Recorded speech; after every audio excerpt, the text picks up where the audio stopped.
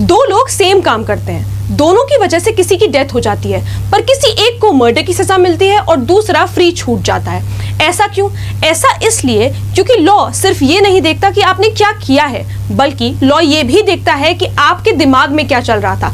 इसी दिमाग में क्या चल रहा है को हम कहते हैं मेंस रिया। अगर आपने ये समझ लिया तो आपने क्रिमिनल लॉ का आधा कॉन्सेप्ट समझ लिया। नमस्कार दोस्तों, मैं सौम्या सिंह, आपकी अपनी लीगल एजुकेटर। आज हम समझेंगे मेंस रिया क्या होता है और ये भी समझेंगे कि मेंस रिया के कितने प्रकार है और उनका क्या मतलब है।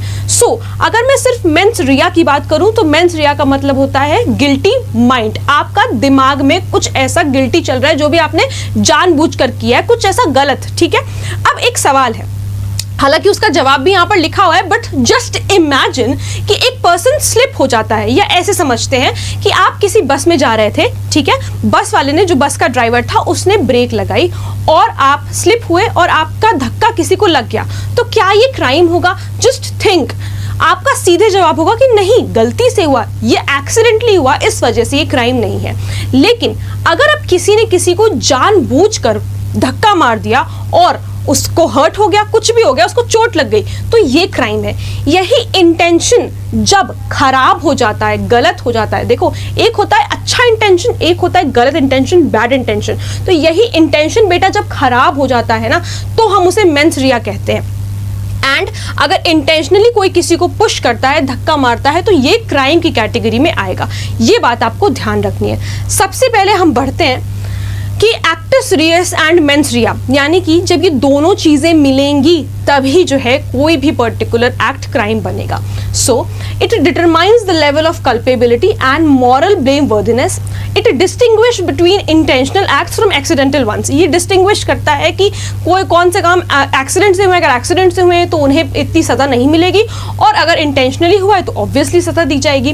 क्रूशल, ये इंपॉर्टेंट है, क्रूशल है बहुत ज्यादा for imposing criminal liability and absence of intent. अगर इंटेंट ही नहीं था, अगर आपने जानबूझ के किया ही नहीं, तो अ लैक ऑफ मॉरल ब्लेमवर्दीनेस, तो यहाँ पर फिर वो लॉ सजा नहीं देता उस बात की। कुछ एक्सेप्शंस में मिलती है, बट उसकी बात हम नहीं करेंगे। हम सिर्फ ये देख रहे हैं कि अगर इंटेंट नहीं था, अगर इंटेंट एब्सेंट था, अगर आपका इवल इंटेंशन नहीं था, अगर आपने इंटेंशनली कोई काम नहीं किया, तो लॉ उसको पनिश नहीं करता है जनरली। ठीक है, अब ये एक बहुत ही अच्छी लीगल मैगजीन है जिसे हम कहते हैं acts non face it रियम निसी mains seat रिया। इसका ये मतलब है कि एक्ट अकेले काफी नहीं है, कि आपने कुछ कर दिया और वो काफी हो गया। जैसे किसी को धक्का मार दिया तो वो काफी हो गया। वो धक्का आपने क्यों मारा? जानबूझ के मारा, इसलिए मारा कि वो मर जाए, तो ऑब्वियसली ये पनिशेबल है। लेकिन ऐसे ही सिर्फ एक्ट जो है वो पनिशेबल नहीं होता है। इसीलिए मैं यहां पर लिखना चाहूंगी कि गिल्टी माइंड प्लस एक्ट, जो भी आपने एक्ट किया, is equals to crime, is equals to crime. सो ये आपको ध्यान रखना है, इतना यही बात समझनी है कि क्या चीज ऐसी मिल जा रही है उस एक्ट में जब क्राइम बन जा रहा है, तो उस एक्ट में यही गिल्टी माइंड मिल जा रहा है जो क्राइम बना दे रहा है। ठीक है, मूविंग फॉरवर्ड, सबसे पहला जो आपका टाइप ऑफ मेंस रिया है, दैट इज इंटेंशन। सबसे पहला intention, then recklessness and negligence and knowledge. अब यहाँ पर जैसे जैसे ये घटता जा रहा है ना ग्राफ, वैसे वैसे ये पनिशमेंट भी डिक्रीज हो जा रही है, पनिशमेंट कम होती जाएगी। यानी इंटेंशन जो है वो ग्रेटेस्ट डिग्री है मेंस रिया का। अगर इंटेंशन के साथ किया तो सबसे ज्यादा सजा मिलेगी, ये कहने का मतलब है। ठीक है, मूविंग फॉरवर्ड, इंटेंशन क्या है? Highest and the most direct form of mens rea. Deliberate decision होता है to bring about a particular result. मतलब आपने सोचा कुछ ऐसा डेलिबरेटली, और आपको पता है कि जो आप सोच रहे हो आप उसको ऐसा प्लान करोगे और सब कुछ एक्शन करोगे और वो चीजें वहां पे खत्म हो जाएंगी, मतलब कि क्राइम हो जाएगा। डेलिबरेटली कोई चीज सोचा कि पर्टिकुलर रिजल्ट तो मुझे चाहिए ही चाहिए। It reflects a conscious choice to break the law. देखो, जब इंटेंशन होता है ना, तो कॉन्शियसली हम ऐसा मानते हैं कि जो भी बंदा कोई भी क्राइम कर रहा है, अगर उसने इंटेंशन के साथ किया है, तो ऐसा माना जाता है कि कॉन्शियस उसके दिमाग में उसने ये चीज सोच रखी थी कि उसे जो है वो लॉ को तोड़ना है। ठीक है, ए जो है वो एम करता है गन किसके ऊपर? किसी बी इंसान के ऊपर। ये एम करने से कि गन मैंने सीधे अगर आपको दिखाई है, तो इसका क्या मतलब है कि मैं आपको मारना चाहती हूँ। क्लियर इंटेंशन है कि मैं मारना चाहती हूँ। ठीक है, क्लियर इंटेंशन है कि मैं मारना चाहती हूँ। इसीलिए पहले कुछ चीज दिमाग में आई, दैट इज थॉट। कि भाई मारना है किसी पर्सन को, फिर हमने प्लान किया कैसे मारना है, फिर हमने प्लान किया कि कैसे मारना है, और फिर हमने उस पर एक्ट किया, यानी कि एक्शन। यही जो एक्ट कर रहे हैं, जो एक्शन है, इसी को हम कहते हैं एक्टस रियस। ठीक है, इसी को हम कहते हैं एक्टस रियस। और यही जो थॉट आया आपका, इसको हम कहते हैं इंटेंशन, या हम कह सकते हैं इसको गिल्टी माइंड। आपका जो मर्जी आप वो कह लीजिए, बात दोनों में वही है। ठीक है, चाहे हम गिल्टी माइंड कह लें, चाहे इंटेंशन कह लें, चाहे हम मेंस रिया भी कह लें, है ना, हम मेंस रिया भी कह सकते हैं। So I can write here mens rea. ठीक है, thought, plan, action. Now moving forward, अब यहां पर देखो दो तरीके के इंटेंशन होते हैं। सबसे पहला है डायरेक्ट इंटेंशन, कि किसी कोई एक पर्टिकुलर स्पेसिफिक एक्ट आपको करना है, जैसे कि it desires a specific result, it desires a specific result and acts to achieve. उनको कोई एक पर्टिकुलर स्पेसिफिक रिजल्ट ही चाहिए और वो ही उन्हें अचीव करना है। Example, setting a fire to destroy property. किसी ए पर्सन की प्रॉपर्टी को आपको डिस्ट्रॉय करना है, किसी पर्सन की प्रॉपर्टी को, जैसे मान लो ए को बी की प्रॉपर्टी है उसकी, उसको डिस्ट्रॉय करना, तो इसी में आग लगा देगा, इसी में आग लगा दे, बात खत्म। ये स्पेसिफिक था, इसीलिए डायरेक्ट इंटेंशन है बी की तरफ। फिर क्या कह रहा है, ऑब्लिक या इनडायरेक्ट इंटेंशन, तो कह रहा है आउटकम नॉट स्पेसिफिकली डिजायर्ड। अब कोई स्पेसिफिक आउटकम उसे नहीं चाहिए, ठीक है, स्पेसिफिकली वो डिजायर नहीं कर रहा किसी आउटकम को लेकर के, बट इंजरी और death is almost certainly inevitable.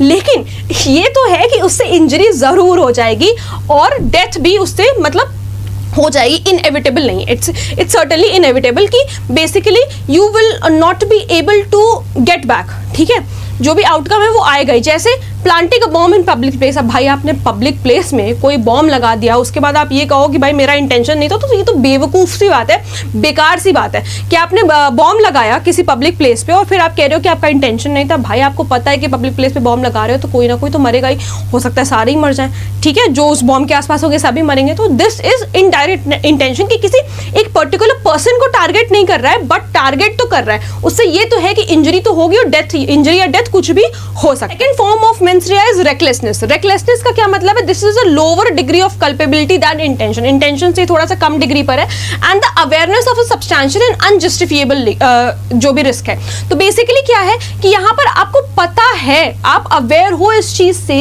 कि प्रॉब्लम हो सकती है, कोई दिक्कत हो सकती है।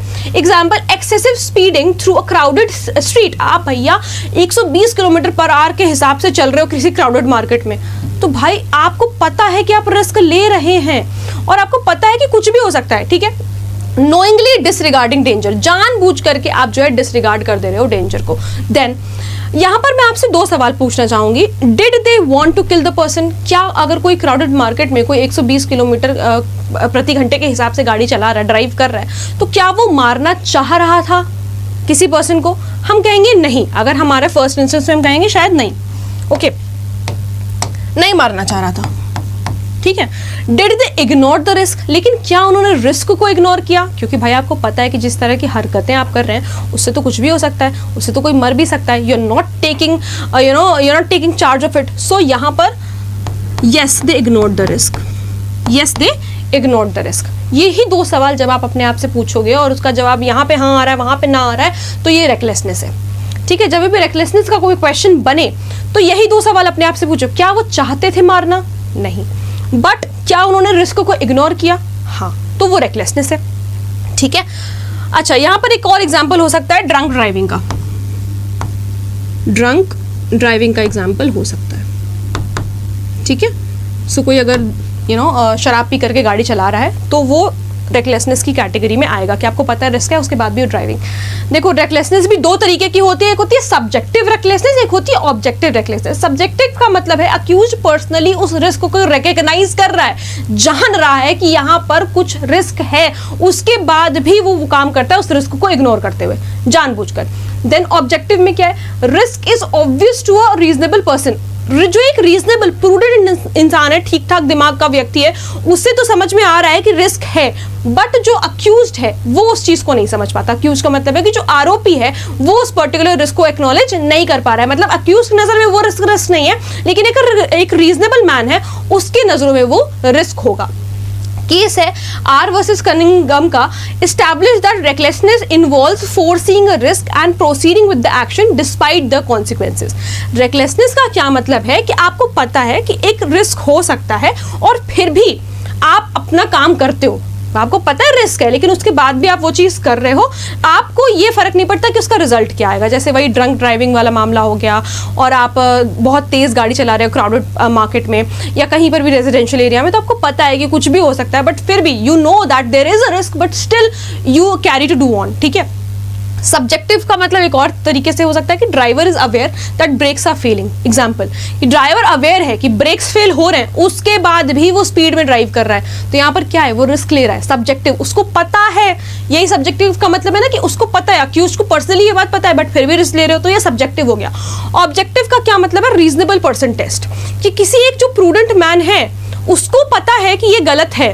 ठीक है, उसको पता है कि ये गलत है, कि मतलब गलत क्या है, बेसिकली रिस्क है, इसमें कुछ ना कुछ रिस्क है।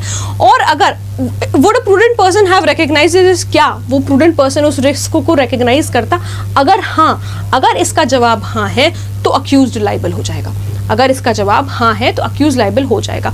अगर पर्सनली अक्यूज्ड को वो रिस्क नहीं समझ में आ रहा था, तो फिर हम रीजनेबल पर्सन के ऊपर जाएंगे कि क्या रीजनेबल पर्सन को ये रिस्क लगता? अगर लगता तो जो अक्यूज्ड है, जो हमारा आरोपी है, वो लायबल हो जाएगा, उसको सजा होगी। ये हो गया हमारा रेकलेसनेस। अब हम आते हैं नेग्लिजेंस पे। नेग्लिजेंस का मतलब ये होता है कि आपकी ड्यूटी थी to take care but you didn't. ठीक है, आपकी ड्यूटी थी to take care but you didn't.